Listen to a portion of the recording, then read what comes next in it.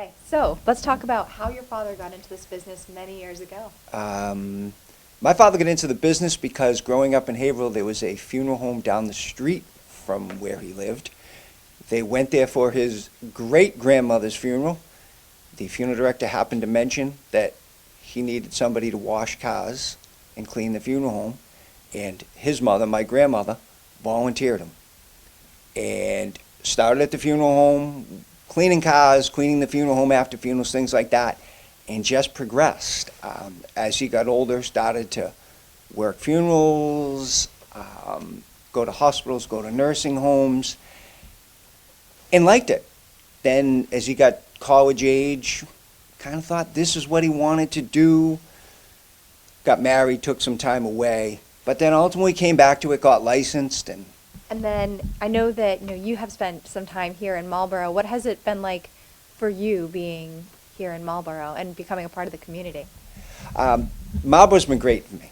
I moved here at about a month old. Marlborough's a great place. It is it's a big city, but it's not. It's a very small, big town. You get to know everybody. People are good to you. Times in my life where needed help, needed this, needed that, I would certainly say that the community stepped up for my family. For me individually, a few years ago, I would never leave Marlborough. I will be a lifelong Marlborough resident. It's been very good to me. So now when you began to work with your father, what was that experience like for you?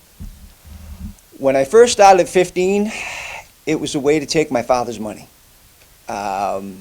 Working part-time at 15, working funerals, things like that, it was purely just a way. It was a way to make money.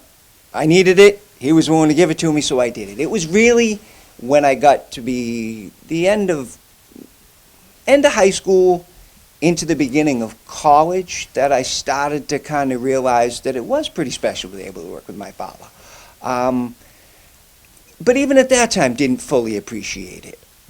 When I got out of college and was here every day, I developed a relationship with my father that I don't know that I ever would have had. It's a relationship I had that my siblings didn't have with my dad. And it was definitely the working every day.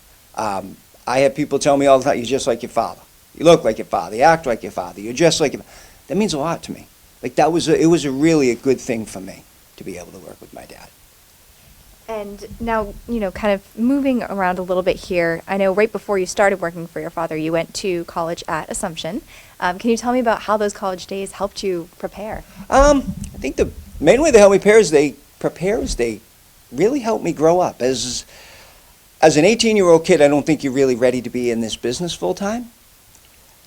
Even a really good 18-year-old kid is going to have trouble, or it's going to be a challenge for him to deal with grieving families.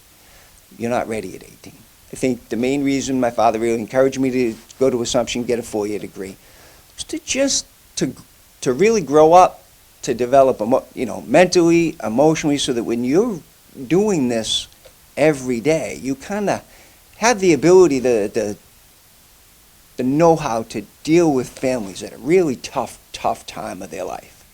You've known the Rowe family, obviously, for many, many years. Can you tell me about your relationship with the Rowe family over the years? Relationship's always been good. Ironically, the first time I ever met them was because John's daughter, Alicia, was in my first grade class, and I ended up with her book somehow and brought it home. So he came up to the house, and that was the first I ever knew of John Rowe, my father. That's John Rowe. He's one of the other funeral homes. Okay. The story that says it all for me with what our relationship was is on the day of my father passing at 6:30 that morning. John Rowe was at the door of the funeral home with flowers for my mother, with a hug for all of us. Anything you need, anything I can do for you. They've always been that way. My father was only here a short time when he got really busy, and John and Peter showed up at the door with flower stands and other things and said, what do you need? We're here to help you.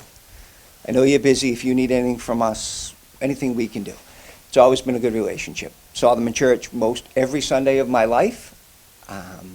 We've always had that good relationship.